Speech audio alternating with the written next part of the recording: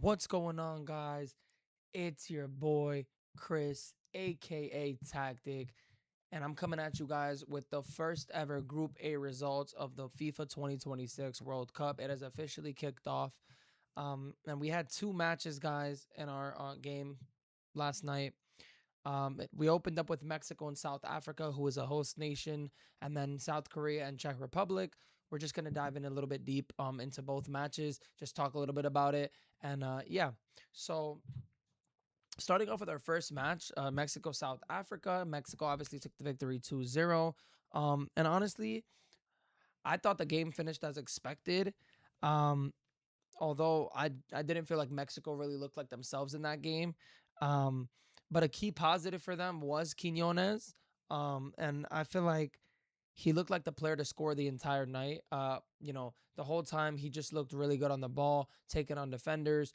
I think he had the most goals in all competitions from everybody. I think he was at 33, definitely the most for the Saudi Arabia League. So he was definitely the most informed player coming in there for Mexico. So again, yeah, he did look likely to score the entire game. And obviously, he got the first one off of a mistake from the South African defenders, obviously playing out the back, which they tried to do the entire game. It just didn't work for them, unfortunately. And it was weird because that was really the only like actual goal. I mean, they conceded two, but that was like the main goal they conceded from a mistake. So realistically, they could have even lost this game 1-0, surprisingly. But we're going to get to that. So, yeah, so again, Quinones, well deserved on player of the match. Again, Mexico's best player the entire game. And it was weird because they were saying that he probably wasn't going to start either. So I feel like that was a big decision there for the coach to start him. Um, so obviously that's good for Mexico. Obviously the 3 points, that's huge in the World Cup. No matter how you play, it's always great to pick up those points. And for the side of South Africa, I mean, I feel like they were just so lucky to even concede two goals. Because this game could have opened up for a 4-5-0 win for Mexico.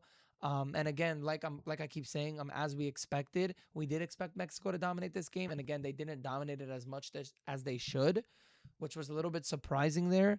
Obviously, again, 3 points is 3 points, but when you look at this group, I feel like you need a little more than that at times. Um, but yeah, I mean, South Africa just poor in all parts of the game. Um, they did have a few chances at some points of the game. I know they had an early chance, and then they had one like towards the end where they got the red and stuff like that.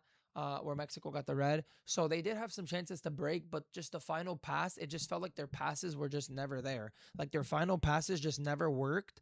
And that was just the story for Africa the entire night. Besides that, and the red cards, which again was a historic three red cards for the first time ever. Um, that was pretty crazy. But I feel like that was literally their like the main thing for the night was their red cards. That was like at least they made some history in the World Cup. Obviously, it's not easy to get into the World Cup, and having them there was great. But I feel like unfortunately for them, man, that was really all they could do, and losing two players, and they're pretty good players too. Moving on to the next game is not something you want. So again, yeah, I mean, you know, if I'm honestly Mexico though, I feel like I'm satisfied with 3 points, but I also don't like the way we performed. And I mean they didn't look like the best team in the group, from these two matches. So it's probably worrisome. I mean, yeah, they're at the Azteca, they're at home, so they can obviously, like, in their next game they can come back and they can score a lot of goals or do something crazy and just turn everything around with the momentum. So again, it's not the end of the world, but I just feel like against a team like Korea, they can struggle. And I feel like, I mean, I had Korea and Mexico both being top in their group, battling it out for first. As of right now, though, it looks like Korea is the better team. But I guess we'll just have to wait and see when the time comes. So there's that game again.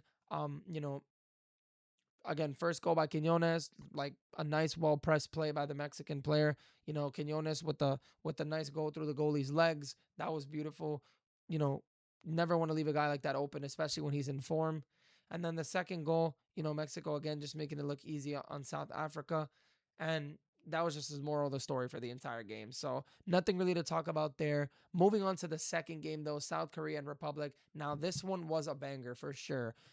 I feel like I mean, I predicted the score on this one 2-1, which I'm happy about.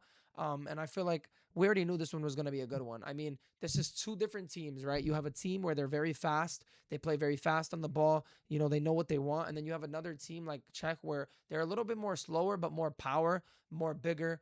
You know, they like to play slower. So, you know, when you have two teams like that, it's really it can go either way sometimes, especially on an opening game.